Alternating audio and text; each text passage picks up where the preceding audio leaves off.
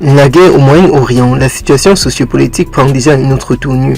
La guerre au Moyen-Orient, des attaques de drones sur une zone pétrolière aux Émirats Arabes Unis. Israël constate une baisse significative de tirs de missiles iraniens. L'affaire prend déjà une autre tournure. Que se passe-t-il au Moyen-Orient? Au cours des 72 dernières heures, Israël a compatibilisé entre 6 et 8 signes de missiles iraniens par jour et mené une levée partielle de mesures de l'état d'urgence. Dans le même temps, l'armée israélienne a annoncé un assaut terrestre, un assaut total au Liban contre l'exo-Golan. La situation devient de plus en plus compliquée sur l'affaire de l'exo-Golan avec la participation de plusieurs autres pays étrangers. L'Israël décide ainsi de passer à l'action contre l'Iran. L'Iran en difficulté au Moyen-Orient.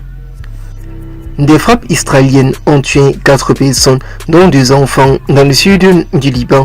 4 personnes, dont 2 enfants, ont été tués par des bombardements israéliens sur Kantara, une zone proche de l'Iran, dans le district autonome du sud-ouest, dans le sud du Liban, a rapporté l'agence presse nationale de l'information, la NNA.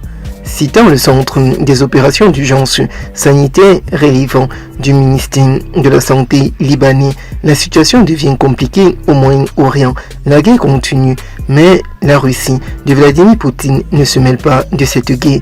La Russie s'écarte de la guerre, laissant ainsi l'Iran, l'Israël et aussi les États-Unis d'Amérique s'entretuer. L'armée israélienne affirme avoir détruit un dépôt d'armée de l'exo-Golan. Dans un communiqué, l'armée israélienne a annoncé avoir tué des combattants du exo-Golan et découvert un important dépôt d'armes appartenant au mouvement sikh libanais. Selon le communiqué du porte-parole de l'armée, l'aviation partielle israélienne a frappé fort en ce week-end un bâtiment militaire du exo-Golan où des membres du groupe étaient présents dans le cadre d'une opération de la 91e division. La 91e division était présente contre ses proches collaborateurs. Le communiqué est apparu sur les réseaux sociaux. Selon le communiqué des forces vives israéliennes, les forces vives israéliennes ont ensuite fouillé la zone et découvert de nombreuses armes, dont des dizaines de lance-roquettes, des engins explosifs et d'autres équipements militaires partiels. L'armée a également indiqué avoir mené une frappe judiciaire, une frappe terroriste qui a tué 2 combattants armés du exo-Golan qui se dirigeaient vers ses troupes militaires. La guerre au Moyen-Orient présentement, mes chers amis, prend déjà une autre tournure. La guerre au Moyen-Orient, que va-t-il réellement se passer?